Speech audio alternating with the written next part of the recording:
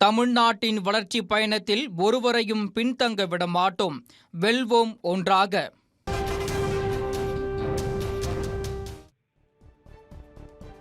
ஈரோட்டில் அடுத்தடுத்து இருந்த ஏடிஎம்களில் நள்ளிரவில் மிஷின்களை உடைத்து மர்ம நபர்கள் கொள்ளையடிக்க முயன்ற சம்பவம் பரபரப்பை ஏற்படுத்தியுள்ளது. ஈரோடு ஈவிஎன் சாலையில் கர்நாடக வங்கியின் ஏடிஎம் அருகிலேயே எஸ்பிஐ வங்கியின் ஏடிஎம் உள்ளது. இந்த இரு வங்கிகளின் ஏடிஎம் மையங்களிலும் வாட்ச்மேன் இல்லாமல் இயங்கி வருகின்றன. இந்த நிலையில் நள்ளிரவில் ஏடிஎம்க்குள் புகுந்த மர்ம நபர்கள் இயந்திரத்தை உடைத்து பணத்தை கொள்ளையடிக்க முயற்சி செய்து உள்ளனர். அப்போது ஏடிஎம் மையத்தில் இருந்து அலாரம் ஒலித்ததால் மர்ம நபர்கள் அப்படியே விட்டுவிட்டு சென்று உள்ளனர். தொடர்ந்து அலாரம் சத்தம் குறித்து வங்கி ஊழியர்கள் போலீசாருக்கு தகவல் அளித்தனர். அதன் பேரில் அங்கு வந்த போலீசார் சிசிடிவி கேமரா காட்சிகளை பயன்படுத்தி விசாரணை மேற்கொண்டனர்.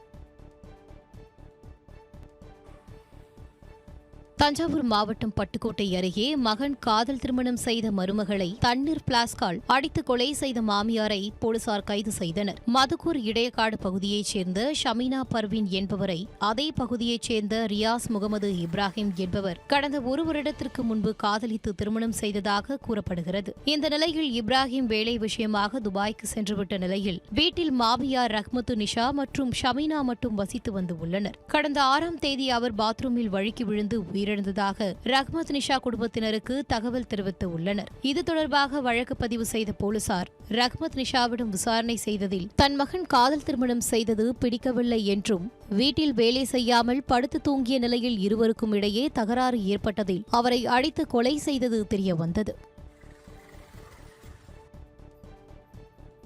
ஈரோடு மாவட்டம் திம்பம் மலைப்பாதையில் கடும் பனிமூட்டம் நிலவுவதால் சாலையில் வாகன ஓட்டிகள் பெரும் அவதிக்குள்ளாகினர். சத்தியமங்கலம் மைசூர் தேசிய நெடுஞ்சாலை பகுதியில் உள்ள அடர்ந்த வனப்பகுதியில் 27 கொண்டை ஊசி வளைவுகளுடன் கூடிய திம்பம் மலைப்பாதை அமைந்து உள்ளது. இந்த மலைப்பாதை வழியாக தமிழக கர்நாடக மாநிலங்களுக்கு இடையே வாகன போக்குவரத்து நடைபெற்று வருகிறது. இந்த நிலையில் மலைப்பாதையில் திடீரென கடும் பனிமூட்டம் நிலவி வருவதால் எதிரே வரும் வாகனங்கள் தெரியாமல் வாகன ஓட்டுநர்கள் கடும் சிரமத்திற்குள்ளாகி வருகின்றனர். வாகனங்களின் முகப்புகளில் உள்ள விளக்குகளை எரியவிட்டபடி மெதுவாகவும் எச்சரிக்கையுடனும் வாகன ஓட்டிகள் சென்றனர். அதிகாலையில் நிலவி வரும் கடும் பனிமூட்டத்தால் வாகனங்கள் ஊர்ந்து சென்றதை அடுத்து போக்குவரத்து பாதிப்பு ஏற்பட்டது. ஈரோடு மாவட்டம் பவானிசாகர் அணைக்கு நீர்வரத்து அதிகரித்து உள்ளது. ஈரோடு மாவட்டத்தில் முக்கிய அணையாக விளங்கும் பவானிசாகர் அணையின் மொத்த நீர்மட்ட உயரம் 105 அடியாகும். அணையில் இருந்து திறக்கப்படும் தண்ணீரால் ஈரோடு, திருப்பூர், கரூர் மாவட்டங்களைச் சேர்ந்த சுமார் 2,50,000 ஏக்கர் விவசாய நிலங்கள் பாசன வசதி பெறுகிறது. இந்நிலையில் பவானிசாகர் அணைக்கு நீர்வரத்து நேற்று 231 கனஅடியாக இருந்த நிலையில் இன்று நீர்வரத்து 492 கனஅடியாக அதிகரித்து உள்ளது. தற்போது அணையின் நீர்மட்டம் 96.53 அடியாக உள்ள நிலையில் அணையில் 26.09 டிஎம்சியாக அளவு நீர் இருப்பு உள்ளது. அதே சமயம் அணையில் இருந்து குடிநீர் மற்றும் பாசன தேவைகளுக்காக 1800 கன அடி நீர் திறக்கப்பட்டு உள்ளது. ஏற்காட்டில் தொடரும் பனிமூட்டம் மற்றும் சாரல் மழையால் பொதுமக்களின் இயல்பு வாழ்க்கை பாதிப்படைந்து உள்ளது. சேலம் மாவட்டம் ஏற்காட்டில் பனிமூட்டத்துடன் கூடிய சாரல் மழை பெய்து வருகிறது. கடும் குளிர் மற்றும் இடைவிடாத சாரல் மழையால் பள்ளி மாணவர்கள் நனைந்தபடியே பள்ளிக்கு செல்லும் சூழல் உருவாகியது. வாகன ஓட்டிகள் வாகனங்களை இயக்க முடியாமல் முகப்பு விளக்குகளை எரியவிட்டவாறு சாலைகளில் ஊர்ந்து சென்றனர். மேலும் சுற்றுலா பயணிகளின்றி சுற்றுலா தலங்கள் வெறிச்சோடி காணப்படுகிறது. இந்நிலையில் மழை பனியால் பொதுமக்கள் சுற்றுலா பயணிகள் இயல்பு வாழ்க்கை பாதிப்பு அடைந்தது. விருத்தாச்சலத்தில் 500 கேரள போலி லாட்டரி சீட்டுகள் 19,000 ரொக்க பணத்தை பறிமுதல் செய்து 6 பேரை காவல்துறையினர் கைது செய்துள்ளனர். கடலூர் மாவட்டம் விருத்தாச்சலம் பகுதியில் சந்தேகத்திற்கிடமாக நின்ற 6 நபர்களை போலீசார் விசாரித்தனர். அப்போது அவர்கள் தடை செய்யப்பட்ட 500 கேரள போலி லாட்டரி சீட்டுகள் வைத்திருப்பதை கண்டறிந்தனர். மேலும் அவர்களிடமிருந்து ரூபாய் 19,000 ரொக்கப்பணம் மற்றும் 6 செல்போன்களை பறிமுதல் செய்த போலீசார் முதற்கட்ட விசாரணையில் ஆலிச்சிக்குடி கிராமத்தைச் சேர்ந்த சேகர், முருகன், சங்கர், மோகன்குமார், வீராசாமி, சங்கர் ஆகியோர் என்பதும் அவர்கள் 6 பேர் மீதும் போலீசார் வழக்கு பதிவு செய்து விசாரணை மேற்கொண்டும் வருகின்றனர். தஞ்சாவூர் மாவட்டம் கும்பகோணத்தில் உள்ள பசுபதி கோயிலில் தமிழ் மாதமான மார்கழி மாதத்தை முன்னிட்டு ஆண்டாள் பாசுரம் பஜனை பாடல்களை பாடி வீதி உலா நடைபெற்றது. பசுபதி கோயில் பகுதியில் உள்ள வீதிகளில் சமய குருவர்கள் 4 உற்சவ மூர்த்திகளோடு அடியார் பெருமக்கள் திருமுறை நூல்களை தலையில் சுமந்தபடி வீதி உலா சென்றனர். வெள்ளை விநாயகர் ஆலயத்திலிருந்து வீதி உலா தொடங்கி முக்கிய வீதிகள் வழியாக பக்தர்கள் திருப்பாவை, திருவம்பாவை, ஆண்டாள் பாசுரம் பாடி பஜனை ஊர்வலம் வந்தனர். பொதுமக்கள் அவர்களை ஒவ்வொரு வீட்டிலும் வரவேற்று அவர்களுக்கு பாத பூஜை செய்து ஆசீர்வாதம் பெற்றனர்.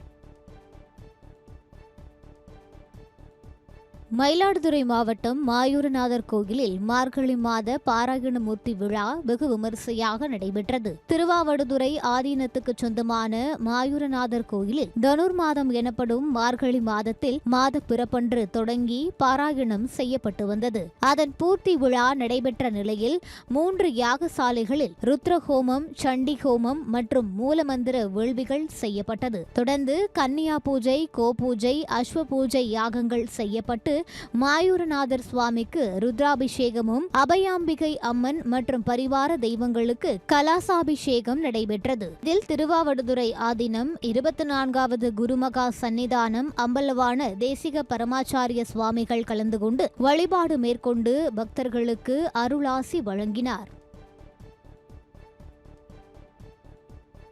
பூம்புகார் துறைமுகத்தில் பலத்த காற்று காரணமாக நிறுத்தி வைக்கப்பட்டிருந்த விசைப்படகுகள் பழுதடைந்ததால் அரசு உரிய நிவாரணம் வழங்க வேண்டும் என மீனவர்கள் கோரிக்கை வைத்துள்ளனர். வங்கக்கடலில் நிலவும் காற்றழுத்த தாழ்வு மண்டலம் காரணமாக 3வது நாளாக மயிலாடுதுறை மாவட்டத்தைச் சேர்ந்த மீனவர்கள் கடலுக்கு மீன்பிடிக்க செல்லவில்லை. காற்றழுத்த தாழ்வு மண்டலம் காரணமாக கடல் காற்று மற்றும் கடல் சீற்றம் அதிகரித்து பூம்புகார் மீன்பிடி துறைமுகத்தில் நிறுத்தி வைக்கப்பட்டிருந்த சுதன் என்பவருக்கு சொந்தமான 75 லட்சம் ரூபாய் மதிப்பிலான விசைப்படகு கயிறுகள் அருந்து தடுப்பு கற்களில் மோதி தரை தட்டி நின்றது. இதனால் விசைப்படகை சீர் செய்ய ரூபாய் 10 லட்சம் வரை செலவாகும் என மதிப்பிடப்பட்டுள்ளதாக கூறப்படுகிறது. எனவே பாதிக்கப்பட்ட விசைப்படகிற்கு உரிய நிவாரணம் வழங்க வேண்டும் என அரசுக்கு மீனவர்கள் கோரிக்கை வைத்துள்ளனர்.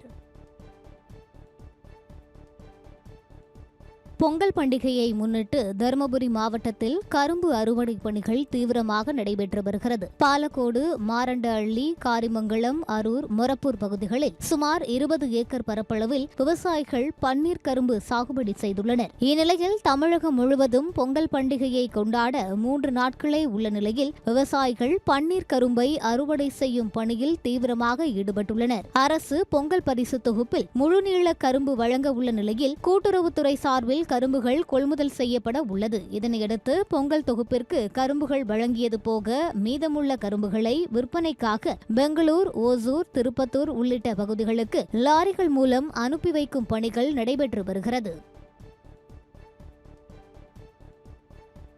செங்கல்பட்டு மாவட்டம் அச்சரப்பாக்கத்தில் வீட்டின் மொட்டை மாடியில் விளையாடிய சிறுவனை குரங்கு கடித்த சம்பவம் அதிர்ச்சியை ஏற்படுத்தியுள்ளது. மேட்டு கிராமம் பகுதியில் வீட்டின் மாடியில் சிறுவன் விளையாடியுள்ளார். அப்போது அங்கு வந்த குரங்கு ஒன்று திடீரென பாய்ந்து சிறுவனின் தலையில் கடித்து உள்ளது. இதில் அலறி துடித்த சிறுவனை மீட்ட பெற்றோர் உடனடியாக அரசு ஆரம்ப சுகாதார நிலையத்தில் சிறுவனை சேர்த்தனர். மேலும் இந்த பகுதியில் சமீப காலமாக குரங்குகளின் அட்டகாசம் அதிகமாக இருப்பதால் சிறுவர்கள் முதல் பெரியவர்கள் வரை வீட்டை விட்டு வெளியே செல்ல முடியாத நிலை உள்ளதாக குடியிருப்பு வாசிகள் வேதனை தெரிவித்தனர். இதனையடுத்து குரங்குகளை கட்டுப்படுத்த நடவடிக்கை எடுக்க வேண்டுமென கோரிக்கை விடுத்தனர்.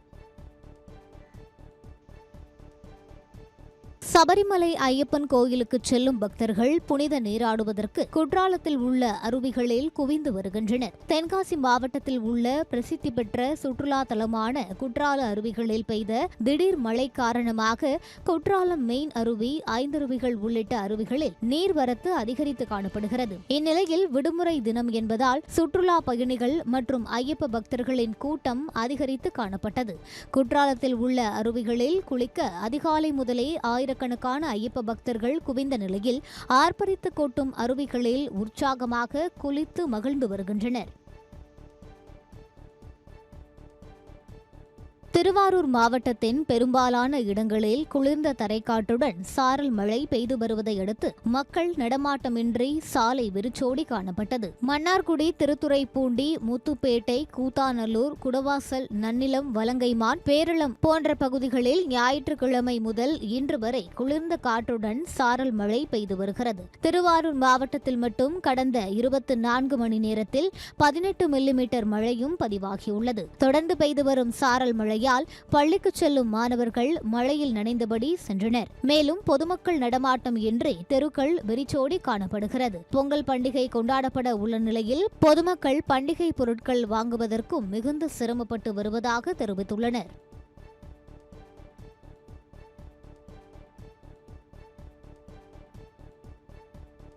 வத்தலகுண்டு அருகே பொங்கல் பண்டிகையையொட்டி ரேக்லா ரேஸ் காளைகள் சீறி பாய்ந்ததை ஏராளமான பொதுமக்கள் சாலையின் இருபுறமும் நின்று கண்டு ரசித்தனர். திண்டுக்கல் மாவட்டம் வத்தலகுண்டு அருகே ஐயம்பாளையத்தில் பொங்கல் பண்டிகையையொட்டி இரட்டை மாட்டு வண்டி பந்தயம் நடைபெற்றது. இதில் திண்டுக்கல், தேனி, மதுரை, விருதுநகர், சிவகங்கை, நாகை, ராமநாதபுரம் உட்பட பல்வேறு மாவட்டங்களில் இருந்து 200க்கும் மேற்பட்ட காளைகள் பங்கேற்றன. திண்டுக்கல் சாலையில் சுமார் 8 கிலோமீட்டர் முதல் 16 கிலோமீட்டர் வரை பந்தய தூரம் நிர்ணயிக்கப்பட்ட நிலையில் கொடி அசைத்ததும் இலக்கை நோக்கி காளைகள் சீறி பாய்ந்தன. இந்த பந்தயத்தில் முதல் இடம் பிடித்த அவனியாபுரம் காளை மற்றும் உரிமையாளருக்கு 1 லட்சம் ரூபாய் ரொக்க பரிசாக வழங்கப்பட்டது. இந்த போட்டியினை சாலையின் இருபுறங்களிலும் நின்று ஏராளமான பொதுமக்கள் கண்டு ரசித்தனர். திண்டுக்கல் மாவட்டம் பழனி அருகே இருசக்கர வாகனத்தோடு 1 சவரன் தங்க நகை 30,000 ரூபாய் ரொக்க பணத்தை மர்ம நபர்கள் கொள்ளையடித்து சென்ற சம்பவம் பரபரப்பை ஏற்படுத்தியுள்ளது. ராமநாத நகர் பகுதியில் வீட்டின் முன் ஆக்டிவா இருசக்கர வாகனம் சாவியுடன் நிறுத்தப்பட்டிருந்தது. அதன் பெட்டியில் 1 சவரன் தோடு, வாகனத்தின் ஆர்சி புத்தகம், 30,000 ரூபாய் பணம் இருந்துள்ளது. இந்நிலையில் நள்ளிரவில் அங்கு வந்த மர்ம நபர் வாகனத்தை சாவகாசமாக தள்ளிச் சென்று சிறிது தூரத்தில் ஸ்டார்ட் செய்து வாகனத்தை திருடிச் சென்றுள்ளார். காலையில் வாகனம் இல்லாததை கண்டு அதிர்ச்சியடைந்த உரிமையாளர் காவல் நிலையத்தில் புகார் அளித்த நிலையில் வழக்கு பதிவு செய்த போலீசார் அங்கிருந்த சிசிடிவி காட்சிகளை கைப்பற்றி மர்ம நபரை தேடி வருகின்றனர். டெல்லியில் நடைபெறும் குடியரசு தின விழாவில் பங்கேற்பதற்காக நீலகிரி மாவட்டம் கூடலூரைச் சேர்ந்த தேயிலை தோட்ட பெண் தொழிலாளிக்கு ஜனாதிபதி அழைப்பு விடுத்து அழைப்பிதழ் அனுப்பியுள்ளார். நாடு முழுவதும் 77வது குடியரசு தினம் வரும் 26ஆம் தேதி கோலாகலமாக கொண்டாடப்பட உள்ளது. இதனையொட்டி தற்போதே டெல்லியில் நடைபெறும் குடியரசு தின விழாவில் கலந்து கொள்வதற்காக நாடு முழுவதும் தலைவர்கள், பல்வேறு துறைகளின் சாதனையாளர்கள் உள்ளிட்டோருக்கு அழைப்பிதழ் விடுக்கப்பட்டு வருகிறது. இந்த நிலையில் நந்தட்டி அருகே மில்லிக்குன்னு கிராமத்தைச் சேர்ந்த தேயிலை தோட்ட பெண் தொழிலாளி இந்திராணியை ராஷ்டிரபதி பவனில் நடைபெறவுள்ள குடியரசு தின விழாவில் கலந்து கொள்ள ஜனாதிபதி திரௌபதி முர்முவிடமிருந்து தபால் மூலம் அழைப்பிதழ் வந்துள்ளது. இதனை மகிழ்ச்சியுடன் பெற்றுக்கொண்ட இந்திராணி அழைப்பிதழை வழங்கியதற்கு நன்றி என தெரிவித்துள்ளார்.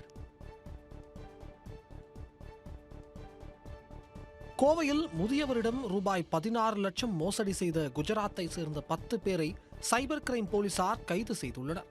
கோவை கவுண்டம்பாளையம் பகுதியை சேர்ந்த சாமுவேல் சந்திரபோஸ் என்பவருக்கு வாட்ஸ்அப்பில் ஒரு மெசேஜ் வந்துள்ளது.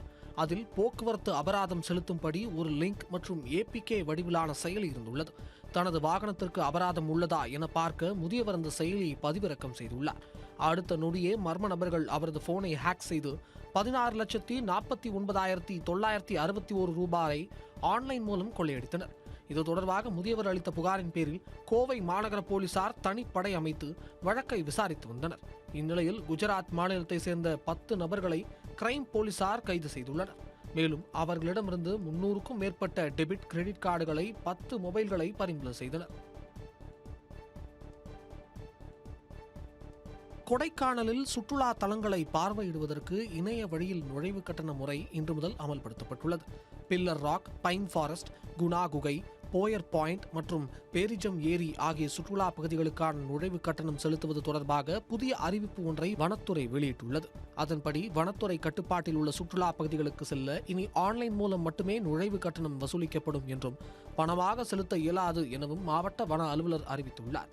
தொடர்ந்து குணா குகை, மேயர் சதுக்கம், பைன் மரக்காடுகள், பேரிஜம் ஏரிக்கு செல்ல ஆன்லைனில் நுழைவு கட்டணம் செலுத்த வேண்டும் என கூறப்பட்டுள்ளது. மேட்டூர் அணையிலிருந்து டெல்டா பாசனத்திற்கு திறக்கப்படும் தண்ணீரின் அளவு குறைக்கப்பட்டுள்ளது. மேட்டூர் அணையிலிருந்து காவிரி டெல்டா பாசனத்திற்கு கடந்த 7ஆம் தேதி முதல் வினாடிக்கு 6000 கன அடி வீதம் தண்ணீர் திறந்துவிடப்பட்டது. இந்த நிலையில் பாசன பகுதிகளில் தண்ணீர் தேவை குறைந்துள்ளது. இதனை கருத்தில் கொண்டு நேற்று காலை முதல் அணையிலிருந்து காவிரி டெல்டா பாசனத்திற்கு திறக்கப்படும் தண்ணீரின் அளவானது வினாடிக்கு 4000 கன அடியாக குறைக்கப்பட்டுள்ளது. கால்வாய் பாசன தேவைக்காக தொடர்ந்து வினாடிக்கு 400 கன அடி வீதம் தண்ணீர் திறந்துவிடப்பட்டு வருகிறது. தண்ணீர் திறப்பை விட நீர்வரத்து குறைவாகவே இருப்பதால் அணையின் நீர்மட்டம் படிப்படியாக குறைந்து வருவது குறிப்பிடத்தக்கது. சிவகங்கை மாவட்டம் மானாமதுரை அருகே சாலையில் சென்று கொண்டிருந்த கார் திடீரென தீப்பட்டு எரிந்த சம்பவத்தில் இருவர் அதிர்ஷ்டவசமாக உயிர் தப்பினர். சிக்கல் அருகே உள்ள கிராமத்தை சேர்ந்த பக்த பிரகலாதன் என்பவர் நண்பர் ஒருவருடன் மானாமதுரை அருகே உள்ள ராஜாக்கள் குடியிருப்பு கிராமத்திற்கு காரில் சென்றுள்ளார். அப்போது காரின் முன்பகுதியிலிருந்து திடீரென புகை கிளம்பியதை கவனித்த இருவரும் காரை சாலையோரத்தில் நிறுத்தி உடனடியாக காரில் இருந்து கீழே இறங்கியுள்ளனர்.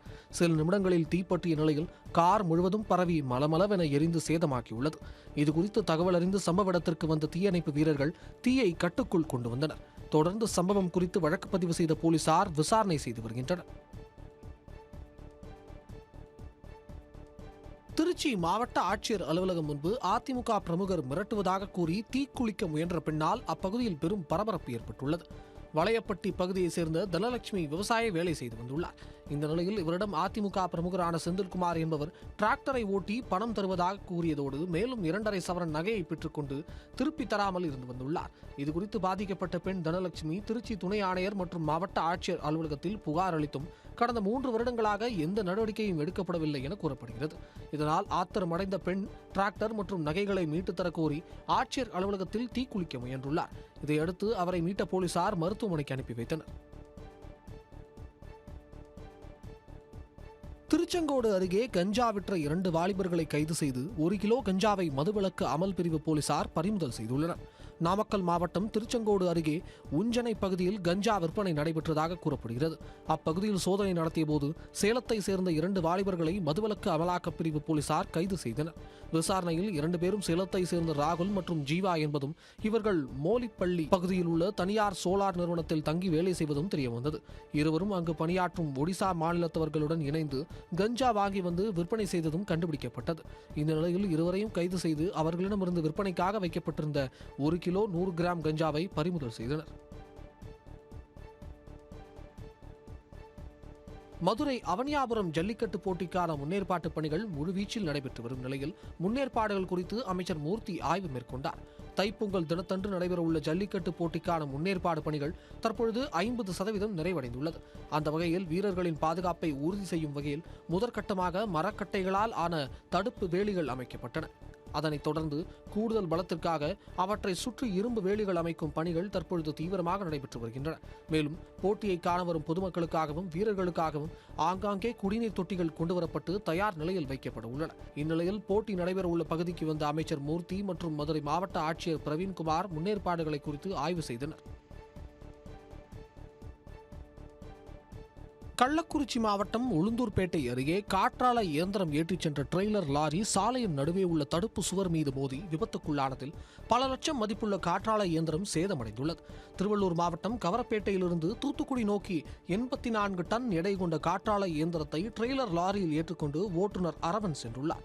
உளுந்தூர்பேட்டை அருகே உள்ள மாவிடந்தல் GST சாலை வந்து கொண்டிருந்த போது ஓட்டுநரின் கவனக்குறைவால் சாலையின் நடுவே உள்ள தடுப்பு கட்டையில் லாரி மோதி விபத்துக்குள்ளானதில் காற்றாலை நவீன இயந்திரம் சாலையில் விழுந்து சேதமடைந்துள்ளது. இதனால் அப்பகுதியில் போக்குவரத்து பாதிப்பு ஏற்பட்டதை அடுத்து தகவல் அறிந்து சம்பவ இடத்திற்கு வந்த போலீசார் விபத்துக்குள்ளான வாகனத்தை அப்புறப்படுத்தும் பணியில் ஈடுபட்டனர். காஞ்சிபுரம் மாவட்டம் ஸ்ரீபெரும்புதூர் அருகே திமுக இளைஞரணி செயலாளரை ஊராட்சி மன்ற தலைவரின் மகன் உள்ளிட்ட இளைஞர் வெட்டியதால் பரபரப்பு ஏற்பட்டது. மலைப்பட்டு பகுதியைச் சேர்ந்த சண்முகம் திமுகவின் இளைஞரணி செயலாளராக இருந்து வருகிறார். இந்த நிலையில் கடந்த 8ஆம் தேதி அப்பகுதியில் உள்ள ரேஷன் கடையில் நடந்த பொங்கல் தொகுப்பு வழங்கும் நிகழ்ச்சியில் பங்கேற்க வந்த ஊராட்சி மன்ற தலைவர் பத்மநாபனுடன் சண்முகம் வாக்குவாதத்தில் ஈடுபட்டதாக கூறப்படுகிறது. இதனால் பத்மநாபன் நிகழ்ச்சியில் பங்கேற்காமல் சென்ற நிலையில் இதனை தெரிந்து கொண்ட அவரது மகன் லட்சுமணன் தனது அப்பாவை அவமானப்படுத்தியதை தாங்க முடியாமல் அவரை கொலை செய்ய திட்டம் தீட்டியுள்ளார். இதையடுத்து சாலையில் நடந்து சென்ற சண்முகத்தை லட்சுமணன் அவரது நண்பர்களான ராம்குமாருடன் சேர்ந்து சரமாரியாக வெட்டிவிட்டு தப்பி ஓடியுள்ளார். இதையடுத்து படுகாயமடைந்த அவர் மருத்துவமனையில் அனுமதிக்கப்பட்ட நிலையில் லட்சுமணன் மற்றும் ராம்குமாரை கைது செய்து போலீசார் விசாரணை செய்து வருகின்றனர். கடலூர் மாவட்டம் மஞ்சக்குப்பம் தலைமை தபால் நிலையம் அருகே தமிழ்நாடு நுகர்பொருள் வாணிபக் கழக பருவ கால பணியாளர்கள் பணி நிரந்தரம் கோரி கவன ஈர்ப்பு ஆர்ப்பாட்டத்தில் ஈடுபட்டனர். கடந்த 2013 முதல் 2016 வரை பணி சேர்ந்த பருவகால பணியாளர்களான பட்டியல் எழுத்தர்கள், உதவுபவர் காவலர்கள் உள்ளிட்ட 1400 பணியாளர்களுக்கு விரைவில் பணி நிரந்தரம் செய்வதாக தஞ்சாவூரில் நடைபெற்ற முத்தரவு ஆலோசனை கூட்டத்தில் உணவுத்துறை அமைச்சர் மற்றும் நிர்வாக இயக்குநர் வாக்குறுதி அளித்திருந்தனர். இந்த நிலையில் தற்பொழுது வரை பணி நிரந்தரத்திற்கான நியமன ஆணை வழங்கப்படவில்லை என குற்றம் சாட்டிய பணியாளர்கள் மானிய பணிமூப்பு அடிப்படையில் விரைந்து பணி நிரந்தரம் செய்ய வலியுறுத்தி ஆர்ப்பாட்டத்தில் ஈடுபட்டனர். தமிழ்நாட்டின் வளர்ச்சி பயணத்தில் ஒருவரையும் பின்தங்க விட மாட்டோம். வெல்வோம் ஒன்றாக.